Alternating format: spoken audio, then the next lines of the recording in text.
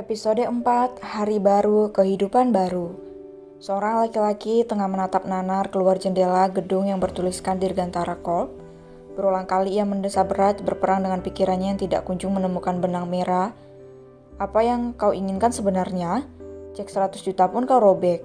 Batinnya kesal. Tok, tok, tok. Ceklek. Selamat siang, Pak. Saya hanya mengingatkan jika rapat dengan para pemegang saham akan dimulai 10 menit lagi. Ucap Fitri, sekretaris Irfan.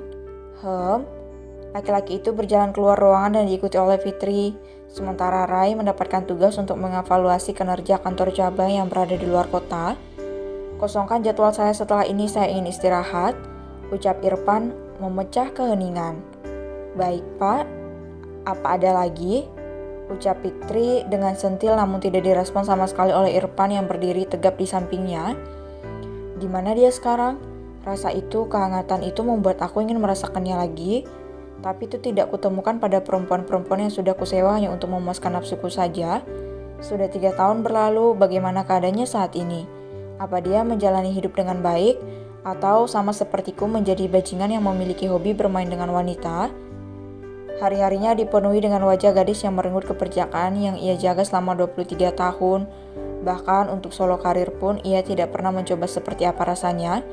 Bagaimana tidak, jangankan untuk hal itu, waktu tidurnya hanya 2-3 jam dalam sehari, dan selebihnya ia pergunakan untuk berpikir bagaimana perusahaan itu bisa maju dan berkembang dengan pesat. Kaki jenjangnya melangkah memasuki ruang meeting yang sudah berisikan para pemegang saham, karena sebentar lagi mereka akan mengevaluasi kinerja dan pendapatan dalam waktu 6 bulan terakhir. Namun Irfan kembali tidak fokus yang ini, karena pikirannya hanya terpenuhi oleh Fajira, perempuan yang perlahan mulai menembus dinding hati yang sudah terkunci dengan nama Vina. Setelah selesai rapat dengan para pemegang saham, ia segera memilih untuk pulang dan mengistirahatkan badan letihnya. Sungguh pikirannya sangat kacau belakangan ini hanya karena seorang perempuan. Bahkan ketika Vina berulah pun ia tidak terlalu ambil pusing seperti ini. Berulang kali ia menghela napas berat, namun pikirannya tidak lepas dari bayangan wanita cantik dan manis milik Fajira yang begitu melekat di dalam ingatannya. Apalagi ketika ia teringat dengan pagi hari selepas kejadian itu, Fajira yang terbalut pakaian yang cukup bagus membuatnya terlihat cantik di mata Irfan. Tanpa sengaja laki-laki itu memandang lama fisik yang sudah ia sakiti hati dan mentalnya itu. Bisa-bisanya aku terpesona dengan melihatnya berpakaian seperti itu. Karena pikirannya hanya fokus kepada Fajira sehingga ia tidak lagi menghiraukan Vina, pacarnya yang sudah lari bersama dengan laki-laki lain. Ia terlelap tanpa sadar karena beratnya beban memikirkan satu perempuan saja. Bahkan saat ini perusahaan tidak terlalu ia urus. Beruntung para petinggi perusahaan dapat dipercaya sehingga Irfan tidak terlalu risau jika terjadi sesuatu terhadap perusahaannya. Pagi ini adalah hari di mana Fajira dan Fajri akan pindah ke asrama khusus penerima beasiswa yang berada tak jauh dari tempat tinggal lamanya. Dengan menyewa sebuah becak motor, Fajira mengangkut barang-barang yang lumayan banyak, lebih tepatnya barang daur ulang milik Fajri. Sayang, barang kita banyak juga ya, Nak. Hehehe, ucap Fajira kepada anaknya ketika melihat becak motor itu penuh dengan barang mereka. Hehe, iya Bunda, belum lagi nanti barang-barang Aji yang ada di bengkel. Ucap Aji tersenyum menampilkan deretan gigi susunya yang rapi. Apa nggak ditinggal aja sayang, nitip sama Uwa aja di sana. Itu sudah banyak yang Aji tinggalkan Bunda, yang Aji bawanya beberapa peralatan yang bisa dipakai nanti. Dan ada satu proyek yang sedang Aji kerjakan Bunda. Proyek apa sayang? Tanya Fajira mengernyit. Aji mau bikin itu mesin cuci baju dari mesin air yang dikasih sama Pak Anto. Aji serius sayang? Iya Bunda, jadi boleh dibawa ya? Iya, bawa aja sayang. Astaga Fajri, mau jadi apa kamu besar nanti Nak? Terima kasih bidadariku, ucap Fajri dengan manis dalam gendongan Fajira. Sama-sama pangeran kecil Bunda. Muah, sudah siap Neng, berangkat sekarang? Tanya tukang beca. Iya Pak, yuk. Sayang kita pergi. Pajia menaikkan Fajri ke atas beca itu, kemudian ia menatap rumah reot yang sudah ia tempati selama 3 tahun ini dengan penuh kehangatan dan kebahagiaan, walaupun penderitaan ikut mengimbangi langkah mereka. Terima kasih Nek, sudah menjadi pahlawan untuk hidupku dan Fajri. Bersamamu, aku kembali merasakan kehangatan sebuah keluarga. Semoga nenek tenang di alam sana. Kami selalu berdoa agar nenek ditempatkan di sisi terbaik Tuhan.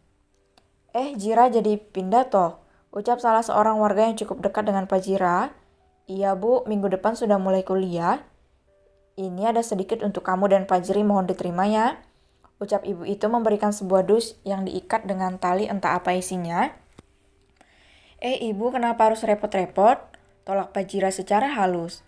Gak repot Koji, kamu juga sering bantu anak ibu belajar, anggap saja ini ucapan terima kasih dari kami.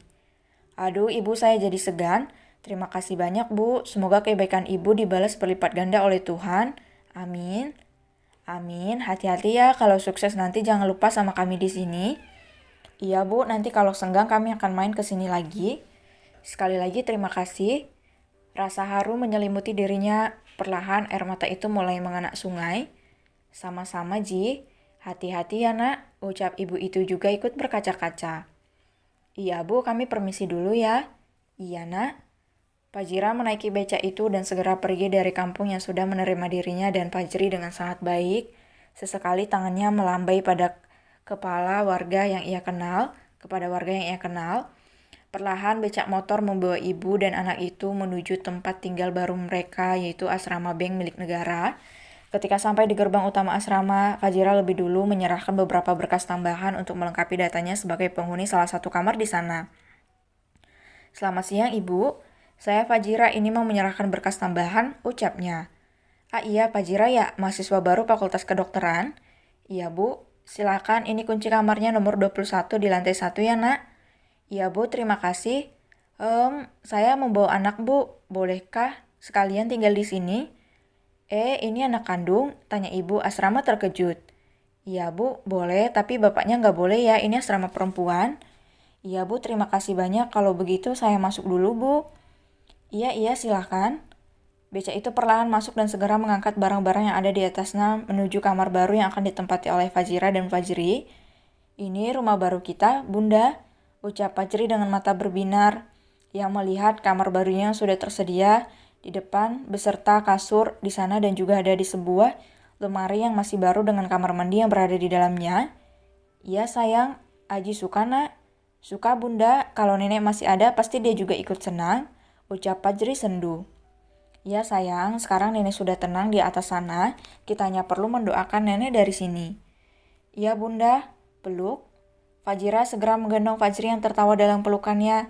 Kita makan lagi yuk, besok kita harus membuat program rencana kehidupan dengan lebih baik lagi sayang. Mau? Mau bunda, let's go. Fajira sempat membeli 2 bungkus nasi di jalan tadi, satu ia berikan kepada tukang beca dan satu akan ia makan bersama dengan Fajri. Habis ini kita mandi ya nak, nanti malam kita jalan-jalan keluar. Bunda ada sedikit uang lebih? Betul bunda, beli buku boleh? Tanya Fajri dengan mata berbinar. Sayang, kenapa nggak beli mainan saja? Tanya Fajira cengok. Nggak mau bunda atau kita pergi ke luar elektronik, mana tahu. Fajira membuka mulut anaknya yang sudah mengoceh kemana-mana. Beli kue aja ya, untuk persediaan kita di sini mau? Ucap Fajira membujuk Fajri yang tengah meraju. Nggak mau? Aji mau beli buku bunda, Aji belum ada belajar hal baru lagi. Ucapnya cemberut. Ya sudah nanti kita beli buku ya.